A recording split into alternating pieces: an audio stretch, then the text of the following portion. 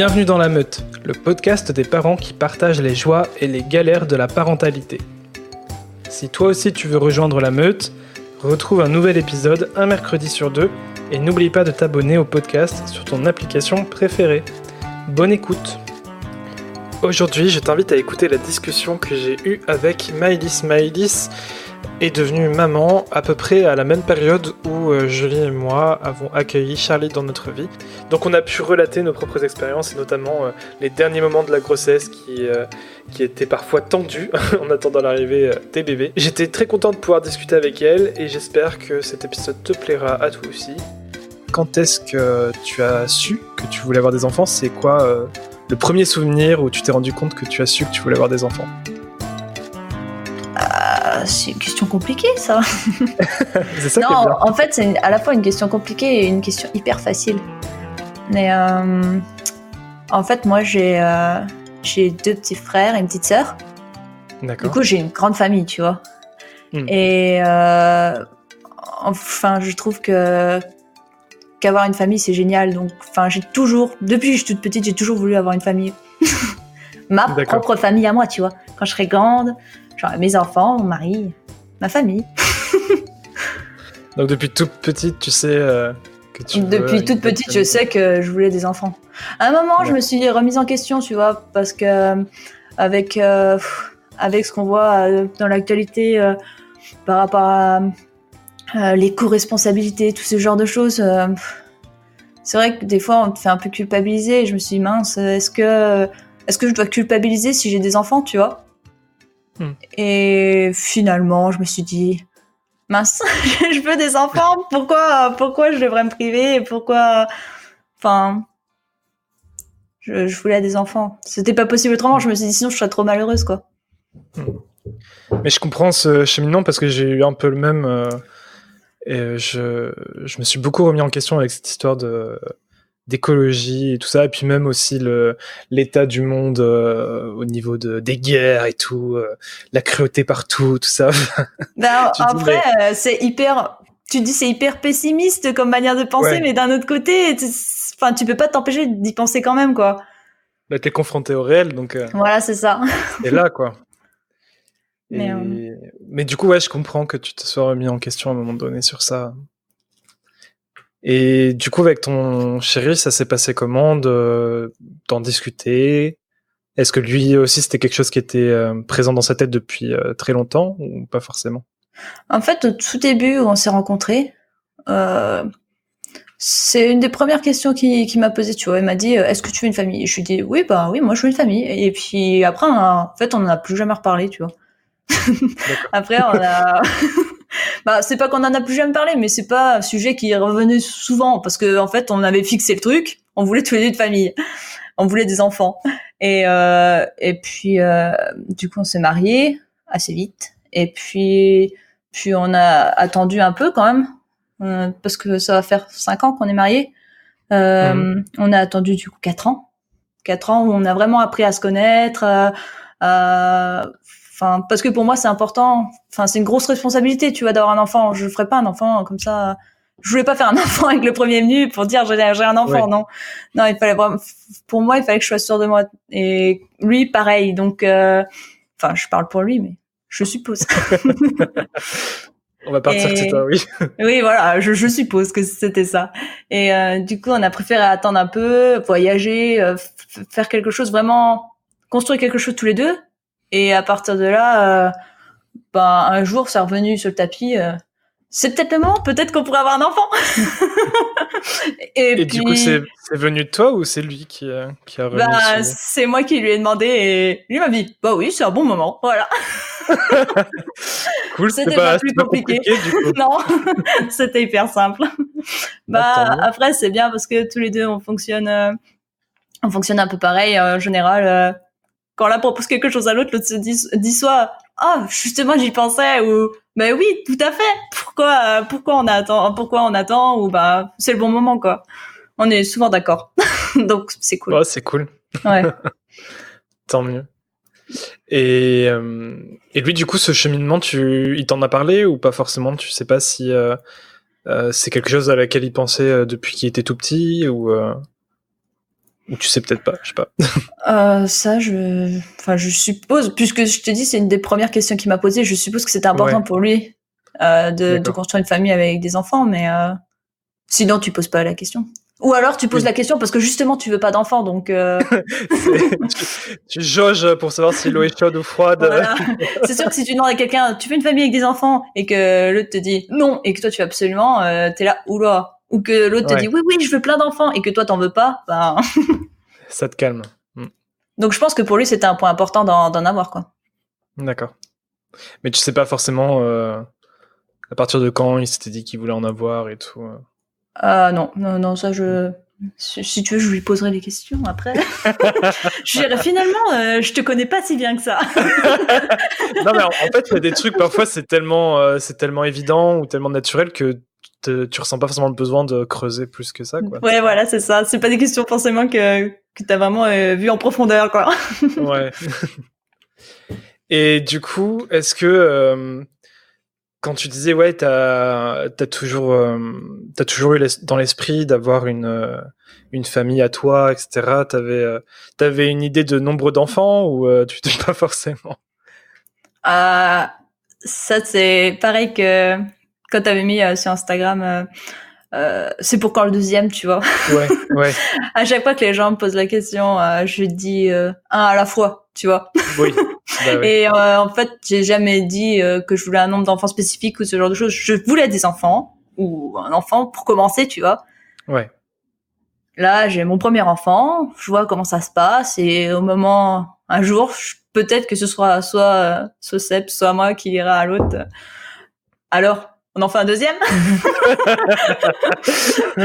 Et puis voilà, quoi. Mais chaque chose en son temps et pour le moment, on profite à fond des lits.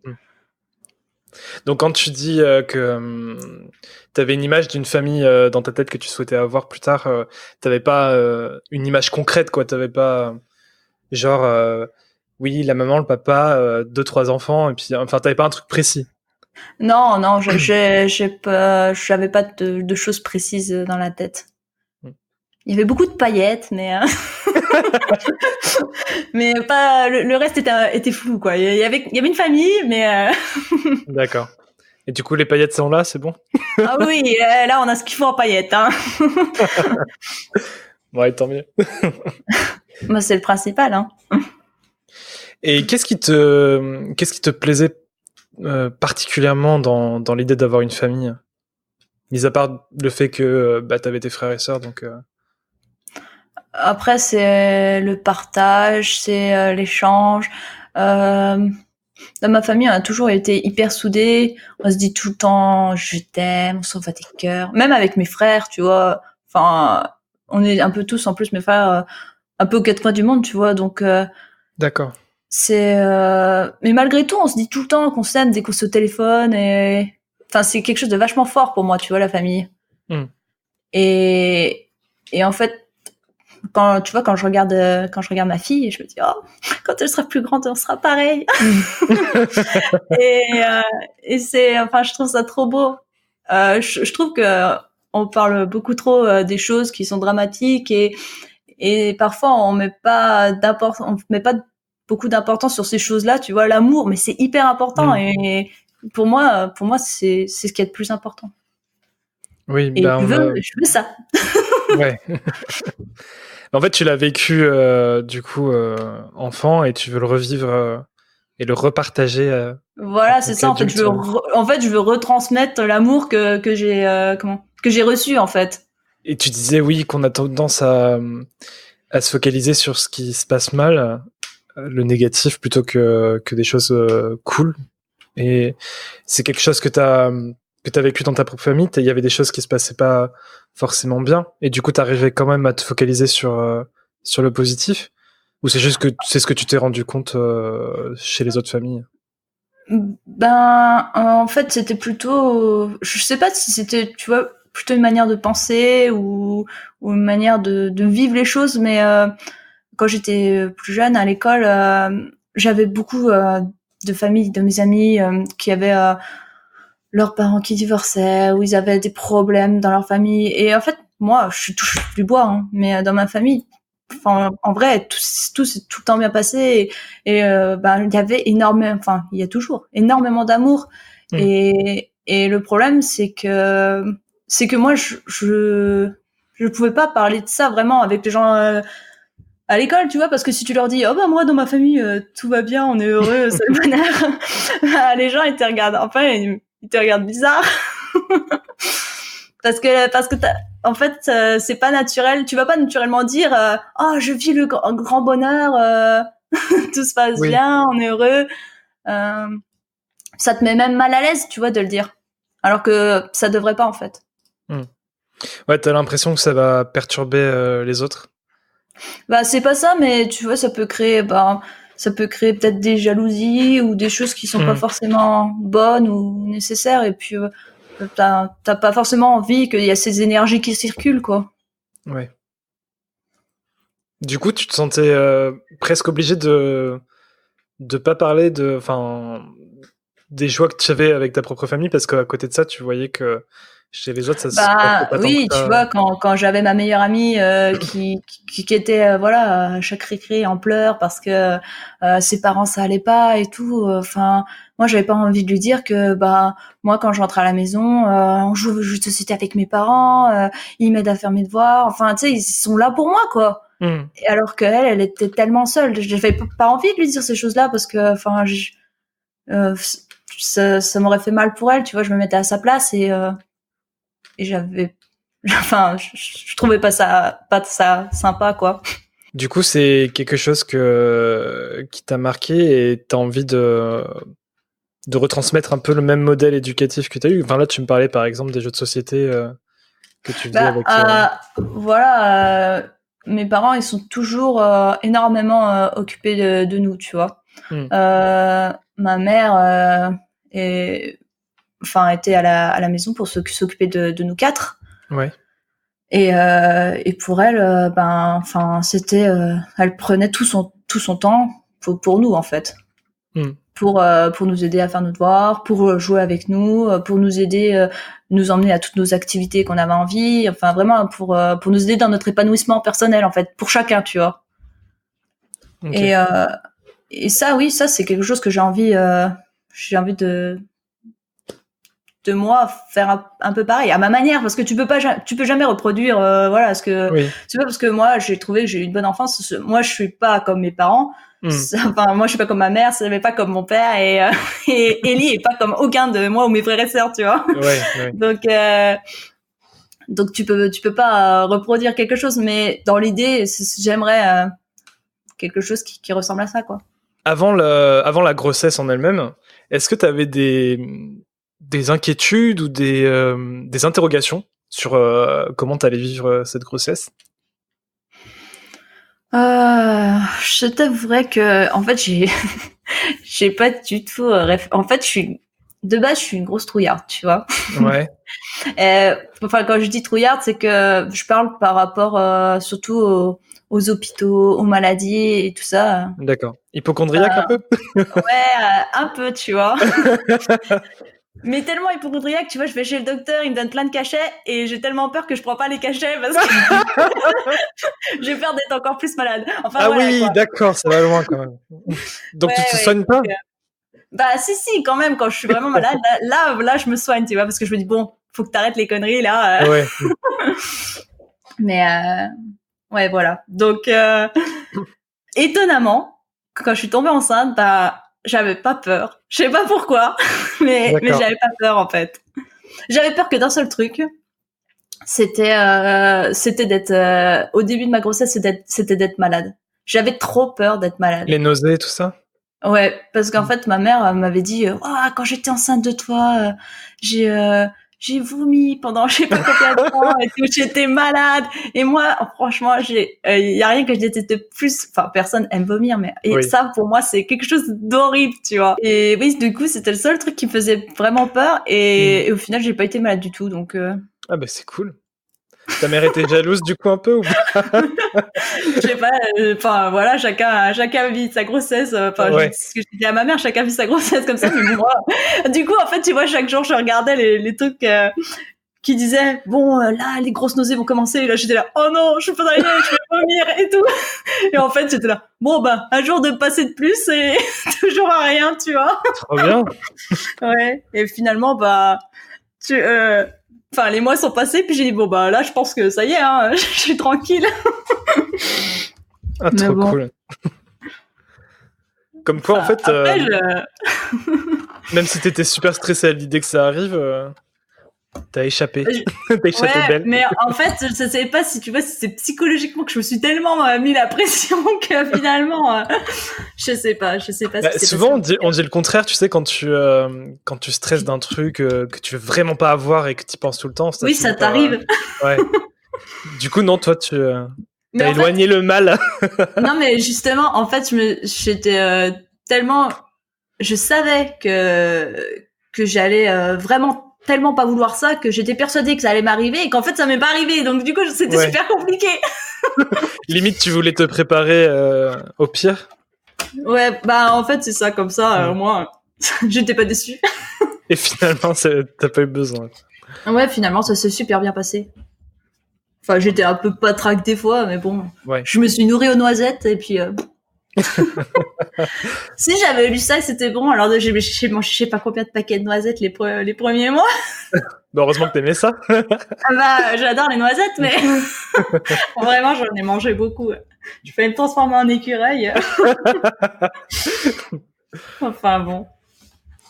Voilà. Donc ouais, hormis les nausées, les vomissements, t'avais pas de crainte plus que ça. Non, bah non. Pour le reste.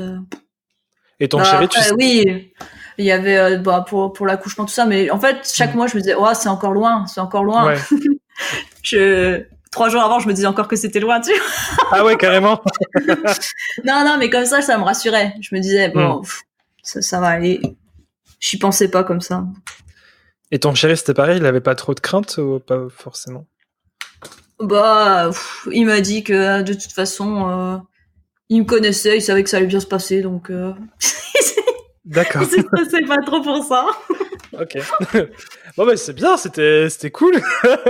Oui, voilà. Bah, après, peut-être qu'il m'a pas raconté tout son stress intérieur, tu vois, mais il a intériorisé sans que tu le saches des trucs. Mais de ce que j'ai vu de l'extérieur. D'accord. Et après, du coup, si il y avait peut-être juste parce qu'en fait, Seb il travaille à la maison. Ouais. Et c'est lui qui s'occupe d'Ellie la journée. Et c'était peut-être ça la seule chose. Heureusement au début il y avait un congé, donc maternité, donc j'étais là.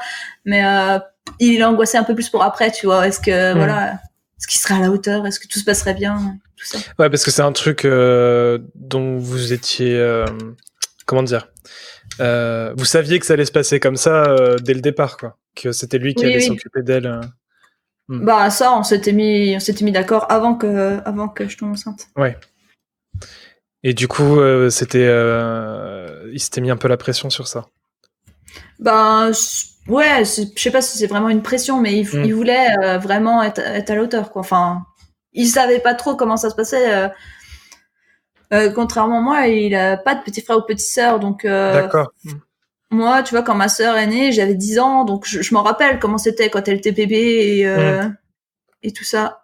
Alors que, lui, il était chez Nounou, il avait un peu des autres petits, mais pas trop. Ouais.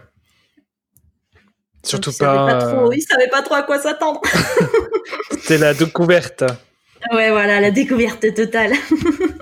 Et du coup, pour rassurer, qu'est-ce que t'as fait? Enfin, est-ce que t'as fait des trucs en particulier d'ailleurs? Non, mais je les rassure en lui disant que ça allait bien se passer et que de toute façon, fallait pas qu'il s'inquiète, que ça allait être un apprentissage jour après jour, que on allait sûrement faire comme tous les parents des petites erreurs et des découvertes. Galérer au départ. Oui, voilà, comme tous les parents, je pense. Donc fallait pas trop se mettre la pression parce que ça sert à rien de toute manière. Et du coup, ça l'a rassuré que tu sois présente au début avec le congé maternité? Oh oui, on a pu bien se soutenir tous les deux grâce à ça. Mais c'est vrai qu'heureusement que ça existe, le congé mat, parce que... Ah putain, déjà que je trouve que il est quand même assez léger. Ouais. C'est court. Donc heureusement qu'il y a au moins ça. C'est vrai qu'il m'aurait rajouté 1 mois ou 2, j'aurais pas craché dessus, mais... Tu m'étonnes.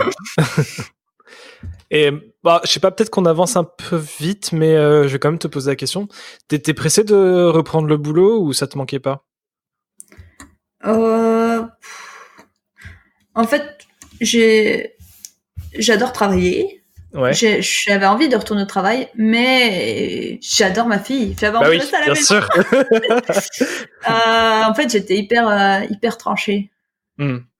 Et surtout que je continue d'allaiter Ellie en même temps de travailler. Alors du coup, c'est hyper compliqué à gérer au quotidien. Mais d'ailleurs, on va peut-être faire une bonne partie sur ça aussi. Je pense que ça pourrait être intéressant pour ceux qui nous écoutent. Si tu as des petits conseils à donner et tout ça, ça pourrait être pas mal. Mais revenons un peu en arrière. Qu'on n'avance pas trop vite. non, mais c'est le fil de la discussion, c'est normal.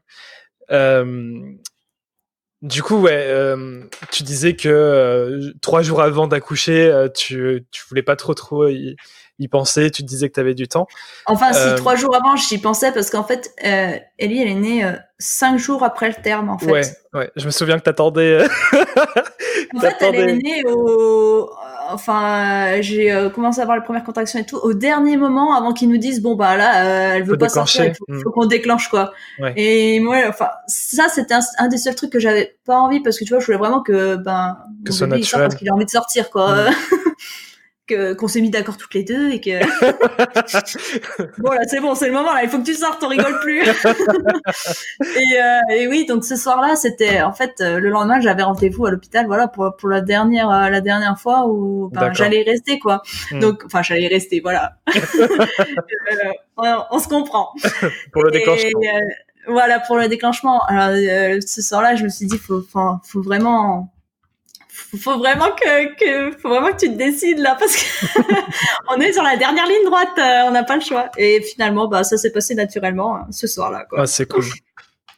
Mais oui, elle voulait pas sortir. Et du coup, sur la fin, c'était vraiment le seul stress que t'avais, le fait que tu dois passer par un déclenchement et que c'était pas ce que tu souhaitais. C'est pas que ça me stressait, mais en fait, je voulais que ce soit malgré tout le plus naturel possible. Et c'est vrai que ça m'aurait un peu embêté qu'il déclenche. Et le seul truc qui me faisait un peu peur, c'est qu'en fait tout le long de ma grossesse, on m'a dit c'est un gros bébé, c'est un gros bébé, vous allez galérer, c'est un gros bébé, tu vois. D'accord. j'étais là chaque jour de plus à me dire mais ça veut dire qu'elle est encore un peu plus grosse, tu vois.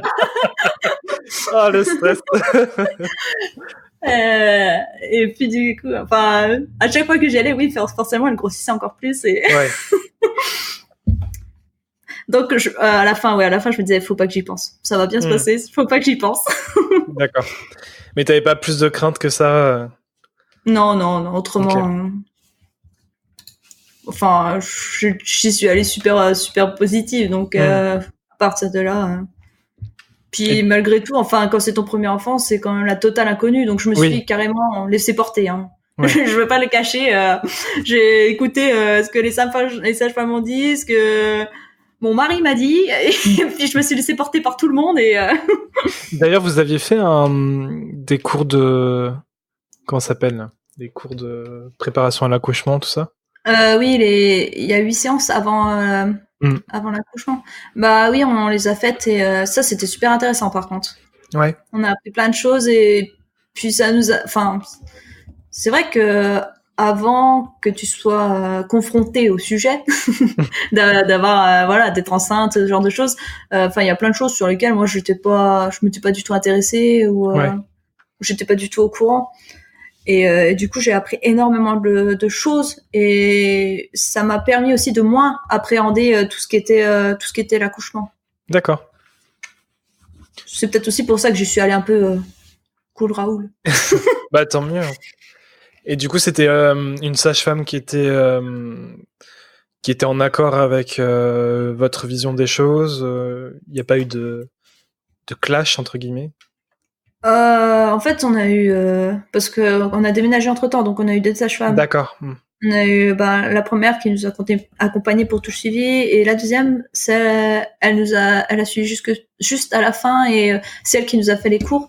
D'accord. Enfin les séances d'accompagnement. Et elle était vraiment top, quoi. Okay. Elle était super parce que, elle était totalement dans l'optique qu'on voulait, c'est-à-dire le plus naturel possible, le plus pour l'enfant possible, enfin toutes des choses. Le moins de fioritures possible. Et ça, c'est totalement quelque chose qui nous allait, tu vois. C'était zéro prise de tête, en fait, c'est ça. Ok. Pour elle, c'était faut pas vous stresser, ça va bien se passer. De toute manière, faut rester calme et ça va aller. Ah, c'est cool. Ouais, c'est vachement rassurant parce que j'avais peur qu'on y aille et qu'on nous dise, en gros, qu'on me donne une liste, voilà tout ce que tu dois faire. Et ça m'aurait angoissé. Je m'étonne. Avec des devoirs et tout. Voilà. Faut me faire un rapport pour la semaine prochaine. non, ça m'a bien rassuré quand même. Ok. Et du coup, après, ça s'est bien passé. Il n'y a pas eu de grosses complications. Pour mon accouchement ? Ouais. Pour l'accouchement, ça s'est passé comme un accouchement. Non, après, c'est vrai, je sais que tous les accouchements sont différents. Après, j'ai eu le droit, à toute la ribambelle c'était Ellie, elle était grosse quand même, donc du coup, de moi-même, je n'aurais pas pu, tu vois, la sortir moi-même. Donc, du coup, j'ai eu le droit, l'épisio et les forceps. Ah oui. Et ça fait pas du bien, hein, mais quand c'est nécessaire, c'est nécessaire. Hein. Enfin, la dame me l'a demandé, et par contre, l'équipe, j'ai accouché à l'hôpital de Valence. L'équipe de l'hôpital de Valence a vraiment été super. D'accord. Tu vois, par exemple, la gynéco m'a demandé, oui, on va faire ça. Est-ce que vous êtes d'accord avec tout ? J'étais, oui, faites ce qu'il faut. Moi, je veux juste ça se finisse, quoi. Donc, et mais au moins, il prenait ton consentement, donc c'est... Oui, voilà, c'est ça. Et en fait, c'était vachement dans la discussion, tout le long, il m'a demandé est-ce que ça allait, est-ce que j'étais bien installée, qu'est-ce que je voulais, tu sais, même si j'avais pas le droit de boire ou ce genre de choses, mais est-ce que quand même j'avais soif, ou alors il me donnait des trucs pour tu sais, des lingettes ou tout ce que j'avais besoin. D'accord. Pareil du coup j'ai eu la péridurale. Pour la péridurale, dès que je leur disais que je ressentais un peu quelque chose, hop, ils me remettaient les doses qu'il fallait. La péridurale, là, franchement, pour moi, c'était génial. Enfin, parce que non, mais bon, vraiment. Franchement, quand j'ai accouché, j'ai appelé ma mère, j'ai dit, oh mon Dieu, mais comment mes grand-mères elles ont fait pour accoucher sans péridurale. Et oui, parce que j'ai tout senti, mais j'ai pas souffert en fait. Et ça, c'était top, quoi. Enfin, il l'avait super bien dosé. Surtout si après tu passes épisiotomie et forceps sans péridurale, j'imagine même pas, quoi. Ah non, mais là, franchement, ça aurait été l'horreur. J'y pense même pas. C'est clair. Mais, en tout cas, voilà, elle est sortie. Ouais. Mais, et après, ensuite de maternité, ça s'est passé comment ? Pour la maternité, de toute façon, après, une fois que j'ai accouché, on a eu c'est ça qui est trop bien aussi. Enfin, je sais pas comment ça s'est passé pour vous, mais pour nous, une fois que Ellie est née, en fait, tous les soins, ils les font dans la même chambre. Oui. Du coup, elle a toujours été avec moi, en fait. Après, elle est tout le temps restée avec moi. Et Seb l'a pris dans ses bras aussi. Oh, c'était trop mignon. Bon, elle était pas forcément belle, un bébé qui vient de naître, c'est pas toujours beau, mais... mais tu te mets quand même à pleurer, tu vois. Moi, j'ai pleuré. Mais c'était super souvenir. C'est plein d'émotions, c'est normal. Ah ouais, non, là pour le plein d'émotions, t'as ce qu'il faut, quoi. C'était magique. C'est magique. Non, Et le séjour, ça n'a pas été trop difficile avec l'épisio et tout ça ? J'étais sortie 2 jours et demi après, 3 jours. Ah bon ? C'est tout ? Ouais. Après, les dames m'ont dit que si je voulais rester un peu plus, je pouvais, mais je t'ai dit que j'aime pas trop les soins et tout. Le plus vite j'étais partie, le mieux c'était. Mais les dames étaient très gentilles et tout, hein, mais. Ouais, bah, c'est l'ambiance en elle-même. Non, et en fait, le souci aussi, c'est que, enfin, moi, j'aime dormir avec mon chéri, tu vois, et enfin, dormir toute seule à l'hôpital, c'est trop dur. Ah, il est pas resté? Bah, le souci, c'est que tu dors pas très très bien à deux dans le petit lit d'hôpital ou sur le siège, le pauvre, elle avait des yeux en mode valise. J'ai vécu le truc, donc je sais. En plus, c'était un vieux fauteuil en cuir, en faux cuir dégueulasse, donc. Oui, voilà, ce genre chaud. de truc.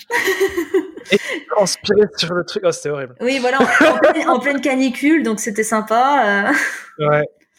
Non, mais et puis en plus, comme on habite à 1 heure de l'hôpital, quand il rentrait, le temps qu'il rentre, il dormait quelques heures et qu'il revienne, bah déjà ça faisait 2 heures de trajet. Voilà quoi, c'était relou. Ouais. Donc je suis pas restée longtemps, mais. Mais par rapport à ce que t'as eu, c'était pas trop dur de te retrouver toute seule après?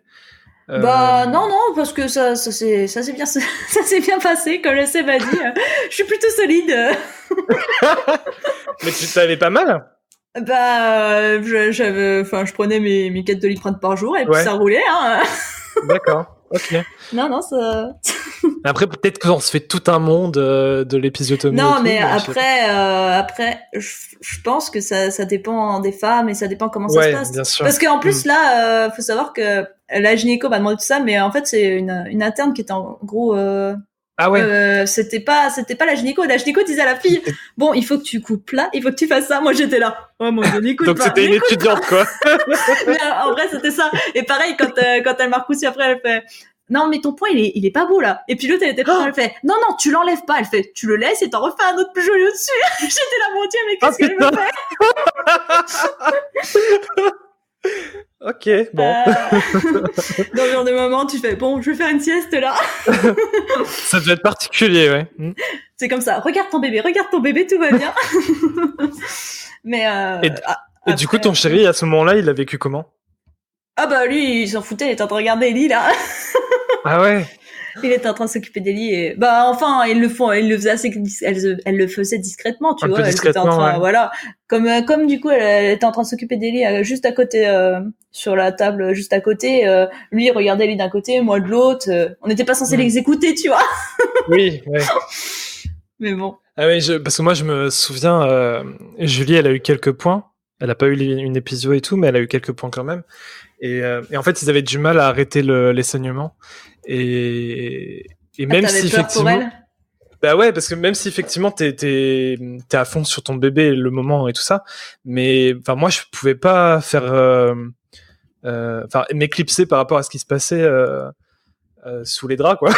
Donc je les entendais un peu paniquer, enfin ils paniquaient pas vraiment, mais je les entendais galérer, et au point de devoir appeler un chirurgien et tout, j'étais okay. Après, je pense que je pense que tu vois, ça s'est pas inquiété parce qu'en fait, juste vraiment, on s'aurait cru dans un cours lambda où elle lui disait non, mais là ton point il est pas bien fait, tu refais un autre genre tranquille, tu vois. Elles auraient eu un café dans la main, c'était la même, quoi. D'accord, ok. Donc je pense que c'est pour ça qu'il s'est pas trop inquiété, quoi. Ouais, ok. Mais ouais, non, c'était...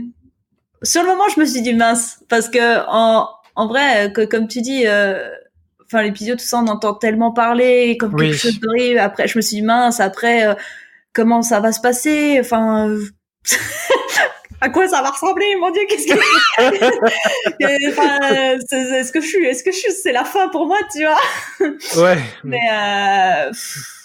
après, j'ai regardé ma fille, je me suis dit bon, arrête de te poser des questions, on verra plus tard.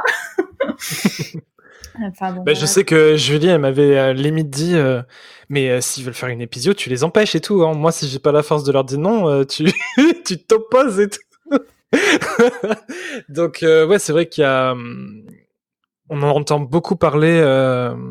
Après, je pense que, enfin, tu vois, comme j'avais la péridurale, en vrai, que t'aies une déchirure ou une épisio, je pense que tu sens pas, enfin, si t'as une péridurale, tu sens pas. Et après, de toute manière, que t'aies des points avec l'un ou avec l'autre, je pense pas que ça change grand chose. Mais je sais pas, enfin, de toute manière, comme ils ont utilisé les forceps et tout, enfin, c'était. Ouais. à ce moment-là, j'étais un peu en mode pause. Puis après, l'important, comme tu disais, je pense que c'est aussi l'approche qu'ils ont avec la patiente. S'ils font ça en mode dans leur coin sans rien dire, et puis tu te réveilles et tu vois qu'ils ont fait des trucs sans te demander. Oui, voilà. C'est pas pareil que s'ils prennent ton accord. Et elles ont une approche vachement bienveillante. Après, je sais, de toute façon, quand tu regardes les trucs de médecins, ils se contredisent un peu tous là-dedans. Ouais. Même, tu vois, par rapport, on parlait des séances avant l'accouchement, ce genre de choses. Même là-dedans, quand tu regardes un peu ce qui se passe, c'est pour ça qu'au bout d'un moment j'ai arrêté de regarder parce que, il y a énormément de choses qui se contredisent, Ouais. Et c'est hyper compliqué de toi-même te dire bon, qu'est-ce que je choisis? C'est ça, en fait, t'as le choix. C'est ça, t'as le choix. Après, t'as l'impression au bout d'un moment qu'il n'y a pas forcément de bonnes réponses, que tu choisis ce que toi tu ressens au fond de toi, mais c'est là que j'en suis arrivée. C'est la conclusion à laquelle j'en suis arrivée. C'est bon, qu'est-ce que je dois choisir? Je me suis dit sur le moment, quand j'ai vu les dames, tu vois, poser la question et tout, et l'équipe qui était, je me suis dit bon, je leur fais confiance, allez-y, faites ce que vous voulez de moi, je veux juste que mon bébé sorte en bonne santé, et puis voilà quoi. Ouais, mais c'est sûr qu'à ce moment-là, la priorité, elle change un peu, quoi. C'est ça, quoi. Puis surtout que, comme Ellie, elle était bien potelée, entre guillemets, elle m'a dit bon, faut que vous décidiez vite là, faut y aller quoi. Le petit bébé gros va sortir, donc il faut que vous décidiez rapidement là. Le petit bébé gros. Ouais. L'important c'est que ça soit passé. Ouais, oui, voilà. Mon petit bébé potelé.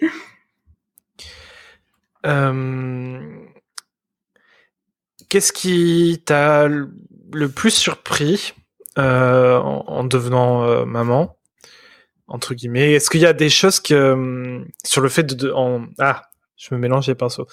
En devenant maman, du coup, est-ce qu'il y a des choses qui sont arrivées sur lesquelles tu t'attendais pas? Est-ce que t'as découvert des trucs avec ton bébé auxquels t'avais pas du tout pensé et c'était la grosse surprise? Est-ce que j'apprends des choses?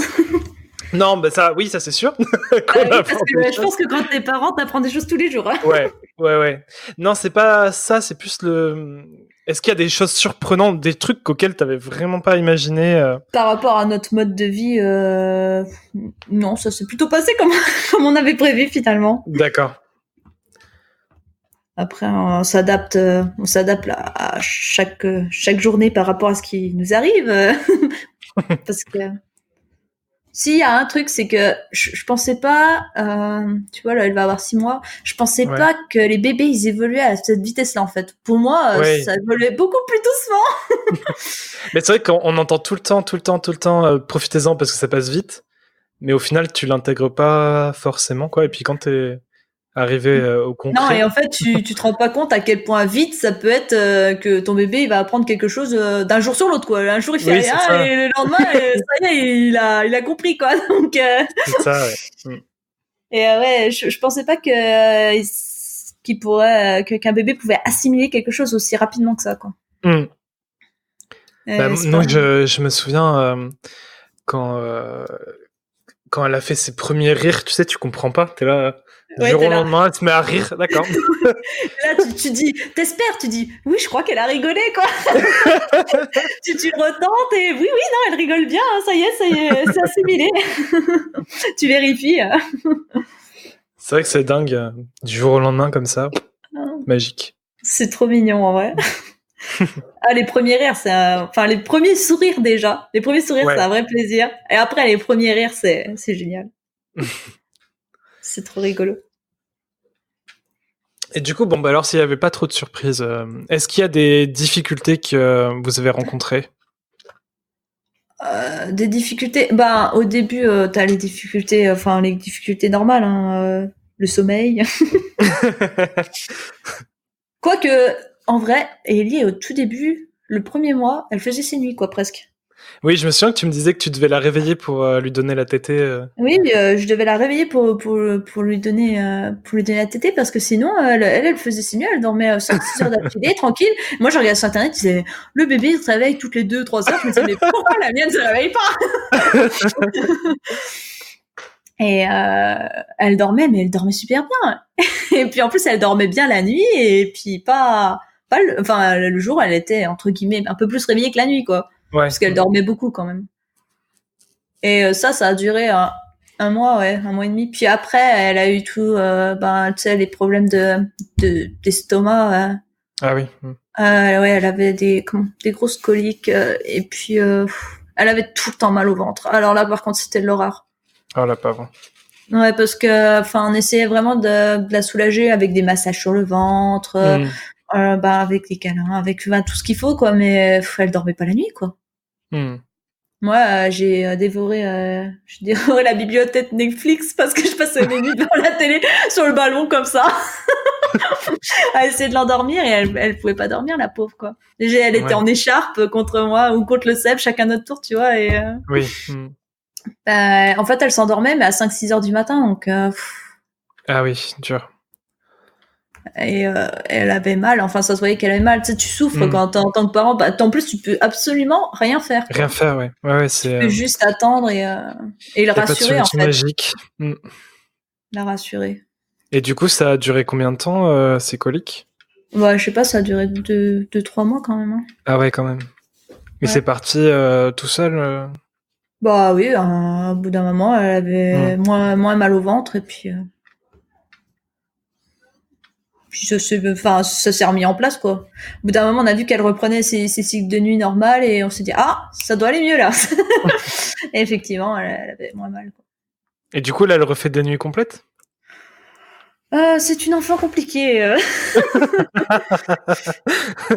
Non, pas en ce moment, parce qu'en ce moment, elle a ses 2 dents de devant qui poussent, donc c'est. Non, c'est pas une enfant compliquée, c'est une enfance tout simplement, je pense. Oui. Mais là, ouais, elle a ses 2 dents de devant qui poussent en même temps en plus, donc la pauvre, elle souffre tellement. Donc la nuit, en ce moment, c'est. Elle fait des nuits, c'est-à-dire qu'elle se couche, tu vois, vers 22h, 23h, et elle se lève à 6-7h du matin, tu vois. Donc c'est une belle nuit. Mais en plein milieu de la nuit, elle peut hurler. Mais en fait, elle dort. C'est parce qu'elle a mal. Ouais, voilà. Donc nous, ça nous réveille, et on lui fait quelques. Mais pas elle. Voilà, elle se réveille pas. On lui fait des petits câlins, et puis elle se rendort, elle ronfle, et puis nous, on est là à côté. Bon, voilà. Voilà. Tant pis pour vous. Ok. Ouais, la nuit dernière, elle s'est réveillée à 4h. Il y avait Seb qui ronflait, elle ronflait, et puis elle hurle, elle me réveille, et puis moi j'étais là, mais d'accord, je suis toute seule à Seb était mort en plus, parce que la nuit d'avant, il l'avait bercé à un long moment, parce que comme elle avait mal, elle pouvait pas, pendant 6-7 heures, elle a pas dormi, et elle était pas bien, enfin. Les dents, c'est pas facile. Ouais. Mais autrement, avant, on a pu en profiter quelques semaines tranquille, où elle faisait des bonnes nuits, ouais. Ah ouais, tant mieux. Et du coup, hormis ces petits moments, il n'y avait pas plus de difficultés que ça? Non. Autrement, ça s'est tout le temps bien passé. Après, cool. Le sommeil, c'est quand même, je pense, le truc le plus. Parce que, commun, à part ça, dans les premiers mois de la vie du bébé, t'as pas grand-chose, quoi. Oui. Enfin, ouais, nous, on a rencontré des difficultés au niveau de l'allaitement, mais c'est pas. Ah oui, ça, l'allaitement, oui, j'en parle pas, ça peut être compliqué. Enfin, à la base, si tu veux qu'on parle de l'allaitement, moi, je m'étais pas vraiment focus d'objectif, tu vois, par rapport à ça. Ouais. De base, je voulais allaiter ma fille, mais je me suis dit, si j'y arrive pas, c'est pas grave. Même si je voulais quand même un peu le faire, tu vois, mais un peu le faire. J'aurais été contente de réussir, mais si j'échouais, j'en aurais pas fait un drame. D'accord. Et c'est vrai que par contre, par rapport à ça, la maternité m'a pas du tout aidée. Ouais. Parce que les premiers jours, comme Ellie, elle dormait énormément. Si les premiers jours, tu fais pas ce qu'il y a à faire, c'est hyper compliqué après. Oui. Et pour la montée de lait. Voilà, pour la montée de lait, tout ça, si elle t'aide pas, y a pas de lait qui vient, quoi. Ouais. Et les sages-femmes, les sages-femmes de l'hôpital m'ont pas forcément conseillé. Elles m'ont juste dit, elle a tété combien de fois, faudrait que ce soit plus, voilà, fin de l'histoire, quoi. du coup, moi, j'ai essayé de réveiller Ellie pour lui donner plus le sein, tu vois. Et au début, elle n'en voulait pas, elle n'arrivait pas à l'attraper, elle ronchonnait, elle était pas contente. Donc j'ai dit aux sages-femmes que j'arrivais pas, mais que moi je voulais trouver une solution. Et la sage-femme m'a proposé de quand même de prendre du lait artificiel. Infantile, ouais. Et moi j'ai regardé la sage-femme comme ça, je lui dis non mais vous rigolez. Je lui dis attendez, ça fait 1 jour qu'elle est née. Je lui dis je vais quand même insister un petit peu plus que ça. J'abandonne pas devant un petit ouais. J'abandonne pas comme ça. Je pense qu'on peut essayer un peu plus quand même. Et pour la prise au sein, ils t'ont pas aidé Bah au début, elle prenait Ellie comme ça, limite elle la collait à mon sein et tout. Et j'étais là, mais c'est pas la pauvre, elle va s'étouffer, c'est tout. Là, ça va pas l'aider. Et finalement, ils m'ont conseillé d'utiliser des protège-seins. C'est les trucs en plastique là, caoutchouc mou là. Donc du coup, j'ai utilisé les protège-seins. Et là, elle a réussi nickel. Et après, elle a utilisé ça pour téter longtemps. Ok. Ben, jusqu'à 4 mois et demi. 4 mois et demi, ouais. Non, 4 mois. Et du coup, maintenant, tu... des conneries. Parce qu'en fait, elle a utilisé ça jusqu'à ce que je reprenne le travail. Parce qu'en fait, je vais te raconter un truc magique, ok? Vas-y, je t'écoute. je te raconte un petit truc que j'ai raconté à ma sage-femme, elle me croyait pas, mais bon. Donc, je retourne au travail. Oui. Ellie avait du coup 2 mois et demi. Je suis retournée au travail début septembre, donc elle avait 2 mois et demi, 3 mois. Je retourne au travail, du coup je tire mon lait pour que Seb puisse lui donner les biberons pendant que je suis pas là. Et on a acheté un biberon spécial, je sais plus quelle marque c'est exactement. Genre c'est comme un Titi, tu vois. Bah c'est un biberon normal, hein, mais avec une tétine genre spéciale comme la forme. Voilà, forme comme le Titi. Et donc Seb utilise ce biberon pour donner tous les jours à Ellie le biberon. Et je vais au travail, on prend notre rituel là où je tire mon lait, etc. Et il se passe quoi, 15 jours. Et au bout de 15 jours, je mets Ellie au sein et elle refuse de boire mon sein, tu vois. Enfin, et là j'utilisais les protège-seins. Elle refuse de boire, mais littéralement, elle veut pas boire.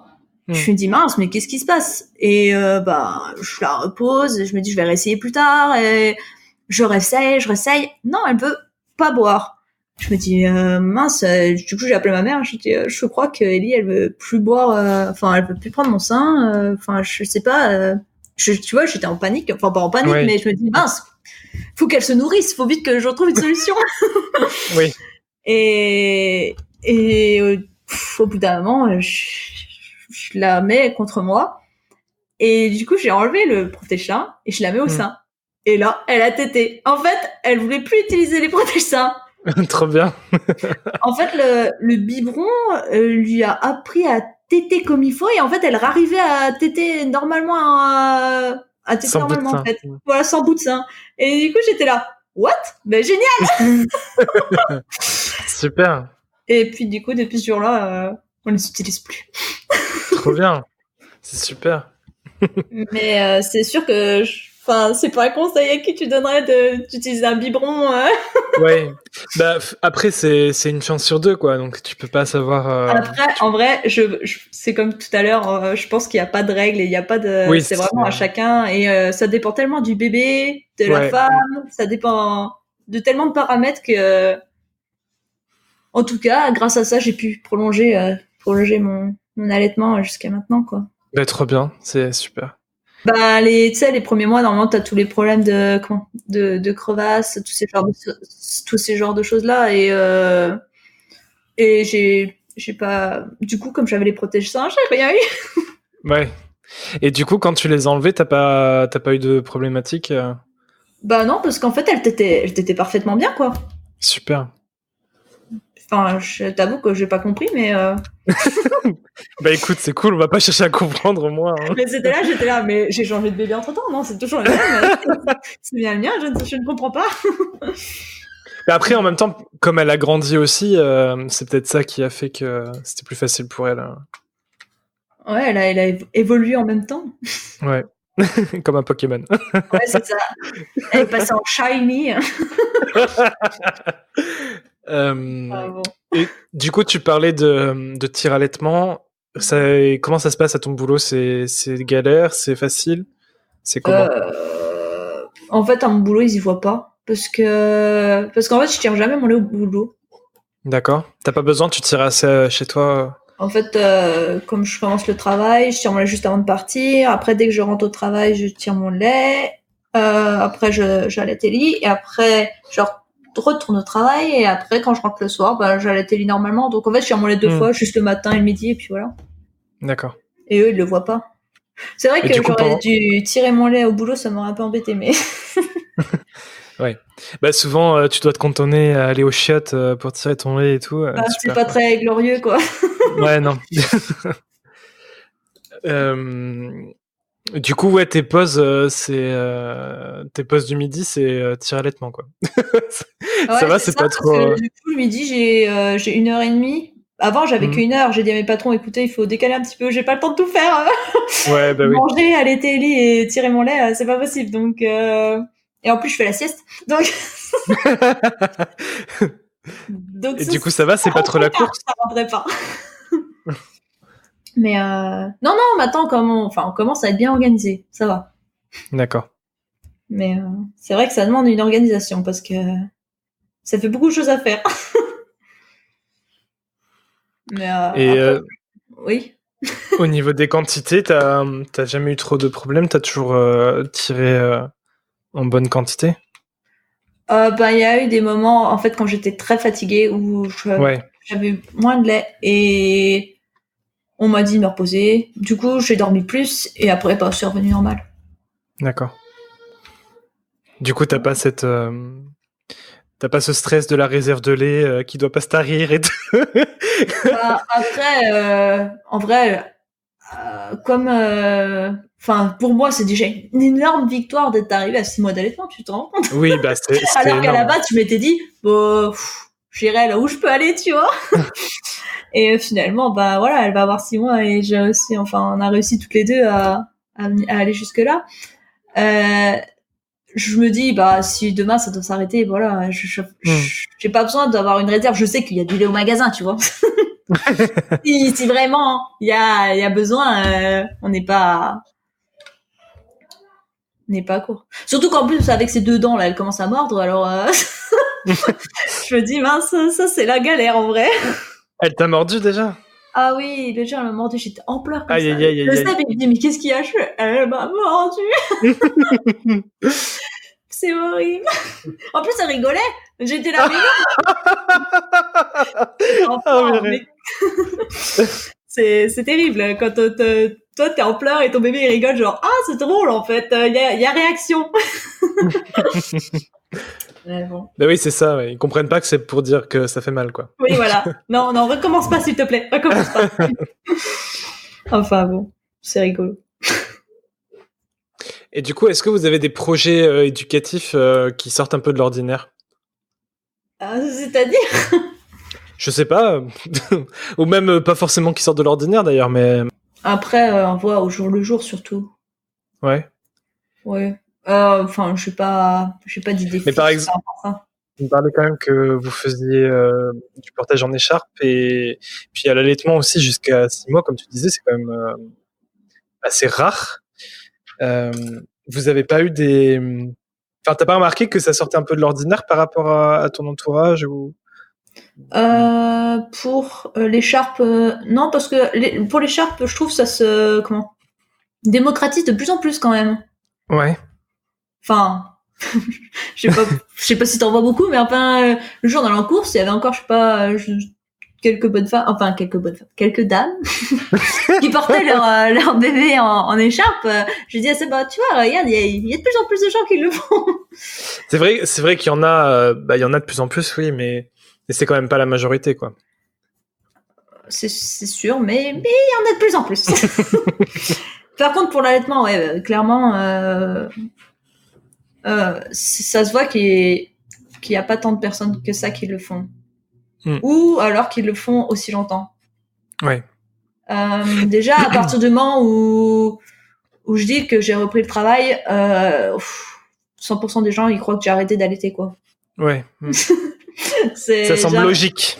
Voilà, tu vois, je parle, j'ai dit j'ai repris le travail à ce moment-là. Là, je commence à allaiter lui et bon, mais t'allaites toujours ton bébé. Oui, il semblerait, hein. Mais ouais, pour l'allaitement, par contre, c'est sûr que c'est. Mais je trouve que c'est dommage parce c'est dommage.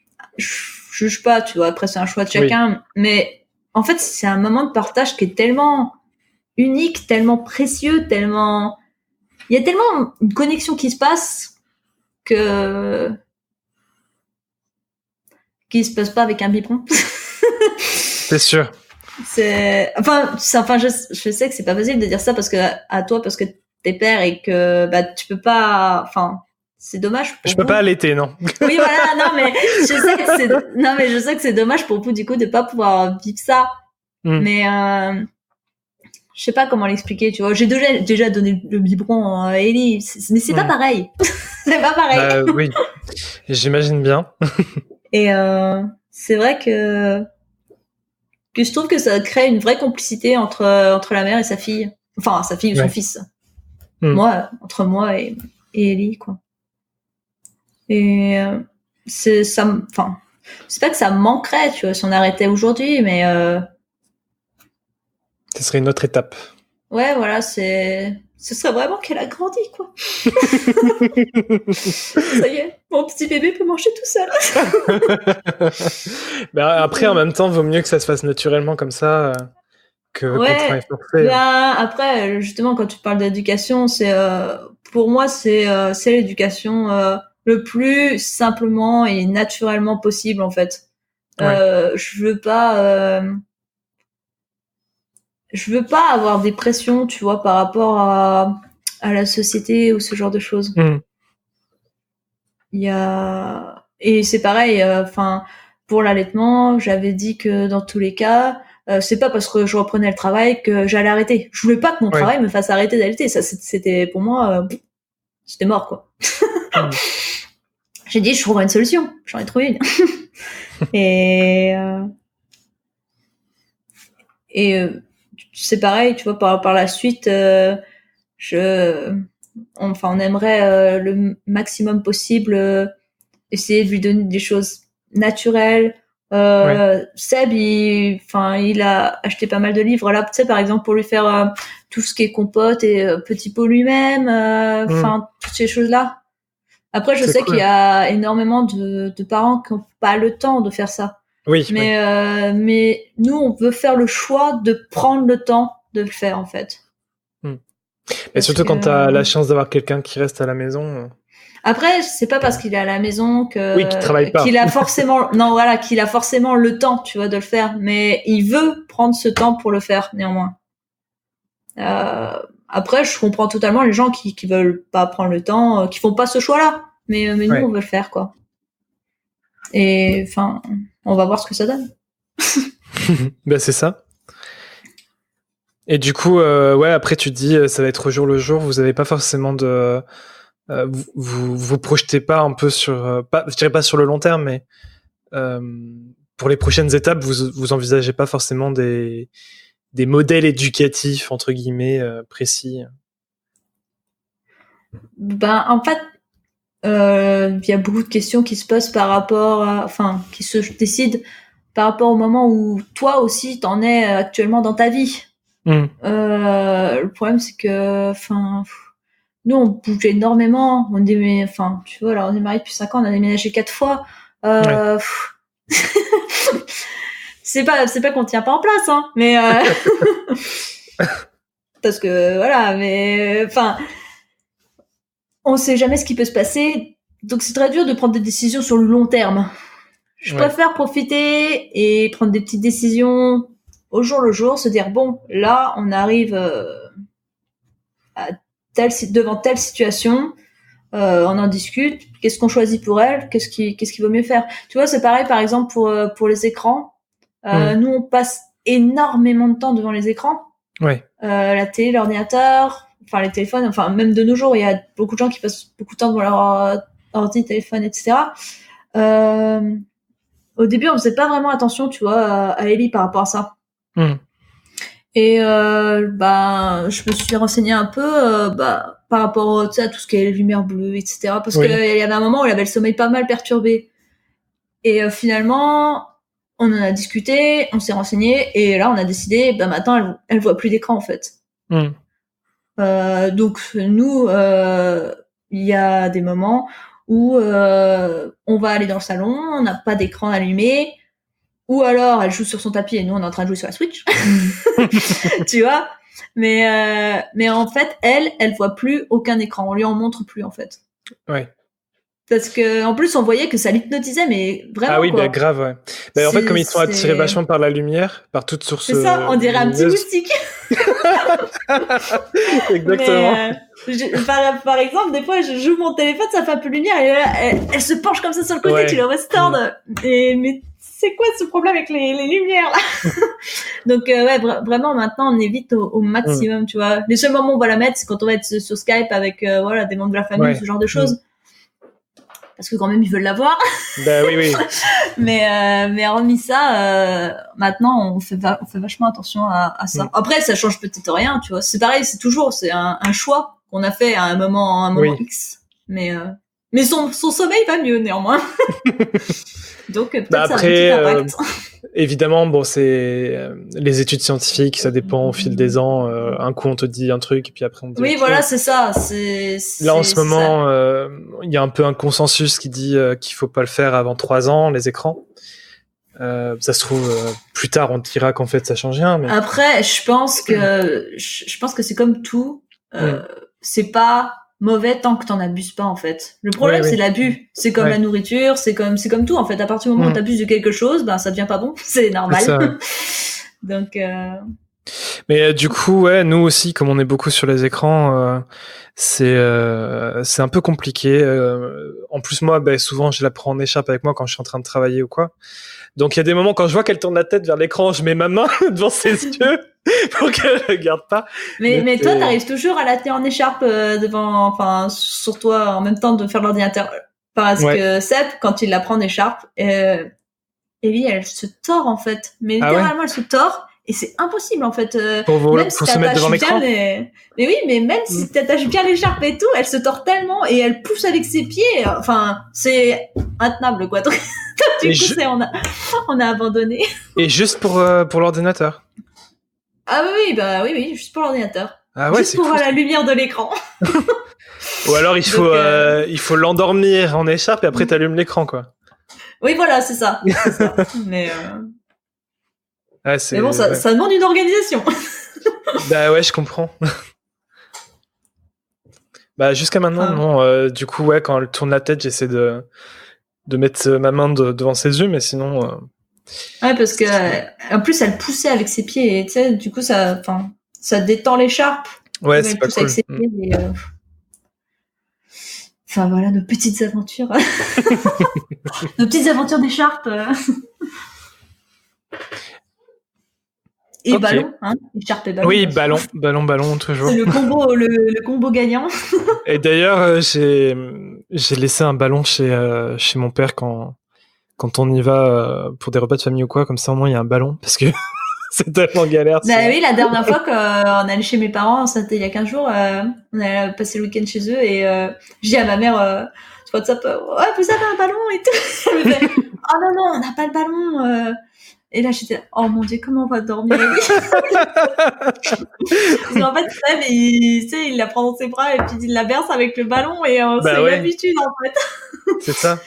Non, on n'a pas besoin de doudou, on veut juste un ballon gonflable, s'il vous plaît.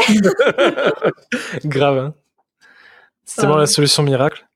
Ah, mais c'est trop bien.